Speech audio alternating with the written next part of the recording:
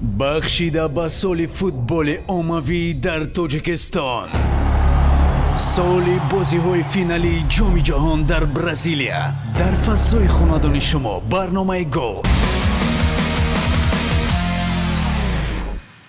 ассалому алайкум биёндагони гиромӣ. бо умеди хушиҳои рӯзгори шумо ба нашри навбатии барномаи гол шурӯъ мекунем. то оғози бозиҳои ниҳоии ҷоми ҷаҳон оид ба футбол дар Бразилия соатҳои ба шумор боқӣ монданд. дар барномаи имрӯза мо ҳам кӯшиш мекунем ки ҳарчи бештар ба шумо дар бораи ин бозиҳо маълумот диҳем. аввалан ба таваҷҷӯҳи шумо пахши як навор аз ширкати дастаи мунтахаби Тоҷикистон оид ба футбол дар як дидори дӯстона бо дастаи мунтахаби Эстония ки бо натиҷаи 2-1 бо пирӯзии соҳибони майдон анҷом ёфт пешниҳод мешавад. Ette taas Tahirovi, kui mitu korda nüüd Tahirov saab ka joosta, Bering röövab tagasi.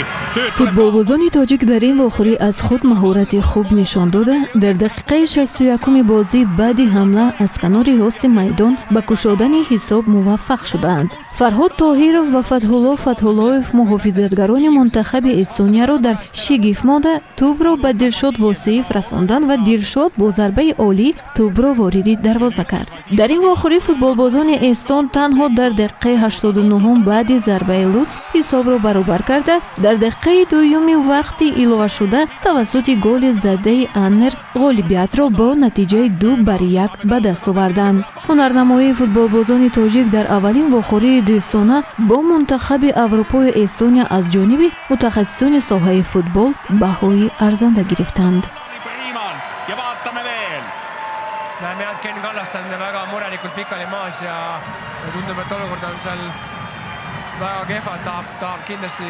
акнун таваҷҷӯҳ мекунем ба бозиҳои ниҳоии ҷоми ҷаҳон. аввалин бозиҳои ниҳоӣ барои ҷоми ҷаҳон ҳанӯз соли 1930 барпо шуда буданд ва дар он дастаи мунтахаби Уругвай чемпиони ҷаҳон гардид. мин баъд ҳар 4 сол ин бозиҳо дар давлатҳои гуногун барпо мегарданд. шарҳи барнома дар ин бора. аз соли 1930 инҷониб 84 сол паси сар шудааст. бозиҳо ҳам рабту низоми нав гирифта ба бозии рақами 1 дар ҷаҳон табдил ёфтанд. бразилия панҷумин давлате мебошад ки бозиҳои ниҳоии ҷоми ҷаҳонро маротибаи дуввум доир мекунад. аз ин пештар мексика, италия, франсия ва олмон ду маротибагӣ бозиҳои ниҳоиро истиқбол карданд. аввалин маротиба дар бразилия чемпионати ҷаҳон соли 1950 гузашта буд. охирин чемпионати ҷаҳон дар қитъаи амрико соли 1978 доир шудааст. маблағи ҷоизаи чемпионати ҷаҳон нисбат ба соли 2010 37% афзудааст ва он 576 миллион долларро ташкил медиҳад. қаблан ин нишондод 420 миллион доллар буд. ғолиби бозиҳо соҳиби 35 миллион доллар, барандаи мақоми дуввум 25 миллион ва соҳиби медали биринҷӣ 22 миллион доллар хоҳанд шуд. дастае ки соҳиби зинаи чорум мешавад бо 20 миллион доллар сарфароз мегардад. дастаҳое ки ба бозиҳои чоряк ниҳоӣ баромадаанд маблағи 14 миллион ва дастаҳое ки ба вохӯриҳои 8 ниҳоӣ рӯйхат мегиранд бо 9 миллион ва тимҳое ки аз гурӯҳҳо намебароянд ҳар кадом 8 миллион доллариро ба даст меоранд. ана барои ҳамин дастаҳо тамоми имкониятро истифода мекунанд ки ҳарчи бештар ба зинаҳои болоии чемпионат бароянд. нишонии бозиҳои имсоларо 8 июли соли 2010 дар ҷараёни бозиҳои ҷоми ҷаҳон дар Африка пазируфтанд ки маънои илҳомро гирифта аз ҷониби оҷонси бразилиягӣ Африка пешниҳод шудааст. тӯби бозиҳо Адидас Бразука муаррифӣ шудааст. дар бозиҳои имсола 32 дастаи мунтахаб дар 8 гурӯҳ байни ҳам мусобиқа мекунанд. ҳамаи дастаҳое ки дар чемпионатҳои гузашта унвони чемпиони ҷаҳонро соҳиб шудаанд ба бозиҳои ниҳоии имсола рӯйхат гирифтанд. бори аввал дар таърихи ин бозиҳо мунтахаби Босния ва Ҳерсеговина ширкат мекунад. дар бозиҳои интихобии ҷоми ҷаҳон 207 дастаи мунтахаб иштирок кардааст. танҳо соҳибони майдон бразилиягиҳо ҳамчун соҳиби бозиҳои ниҳоӣ мустақиман ба он рӯйхат гирифтанд. расми кушоиши бозиҳои имсола дар вохӯрӣ байни дастаҳои Бразилия ва Хорватия рӯзи 12 июн барпо мегардад. пешгоҳӣ кардани натиҷаи бозиҳои футбол ба расмият даромадааст ва одамони шӯҳратёр ҳам дар ин ҷода ширкат мекунанд. шоҳи футбол Пеле пешгоҳӣ кардааст ки чемпиони имсола Бразилия не балки дигар даста мешавад. тафсири бештари барномамон дар ин бора. ман ҳанӯз хурд будам ва падарам гирья мекард ки Бразилия чемпиони ҷаҳон нашуд ва бозиро бохт. Ман ҳайрон шудам ва ба ӯ гуфтам: парво накун, онро ман чемпион мекунам. Ҳамин чиз дар хотирам сахт нақш бастааст ва дидед, Бразилия чемпиони ҷаҳон шуд. ба саволи кадом бозингар имсол беҳтарин мешавад, ҷавоб гуфтан бисёр душвор аст. дар чемпионатҳои ҷаҳон фавқулода бозингароне пайдо мешаванд ки бо ҳунари худ аз дигарон фарқ мекунанд. ҳоло Неймар аз дастаи Сантос ва мунтахаби Бразилия яке аз беҳтаринҳост. Фред ҳам маҳорати ёлӣ дорад. Месси ва Криштиану Роналдуро аз ёд баровардан лозим нест. онҳо ситораанд. ба саволи ки чемпиони ҷаҳон мешавад, ҳаминро мегӯям ки Олмон дастаи пурқувват аст. Испания ҳам аз беҳтаринҳост, вале Бразилия дар ҳайаташ бозингарони беҳтар дорад. хатти дифоъ ва ҳамлааш ба назари ман аз дигарон хубтар аст. агар ба бозии ниҳоӣ Бразилия бо Олмон барояд, бисёр хуб мешуд.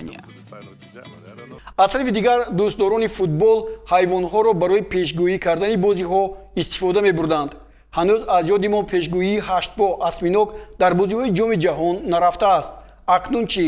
ин навбат филҳо фол мебинанд. онҳо натиҷаи бозии байни дастаҳои Олмон Португалияро мусовӣ, Олмон Амрико ва Олмон Ганаро бо пирӯзии Олмон пешгӯӣ карданд.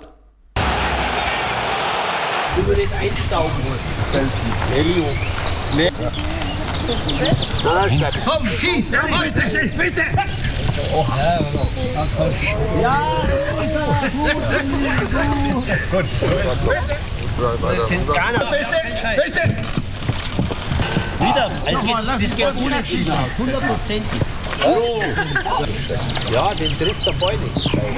Dazustellen? Feste! Schnell die fest! Was denn? Wer gewinnt jetzt? Fest! Lass sie doch da nochmal um. Goli, haben wir mal hier. пеш аз чемпионатҳои ҷаҳон суруду оҳангҳои марбут ба ин мусобиқот эҷод мешаванд ва дар ин замина суруди расмии бозиҳои чемпионати ҷаҳон оид ба футбол дар Бразилияро пайдо кардем, ки тавассути интернет аллакай беш аз 2 миллион нафар онро тамошо карданд.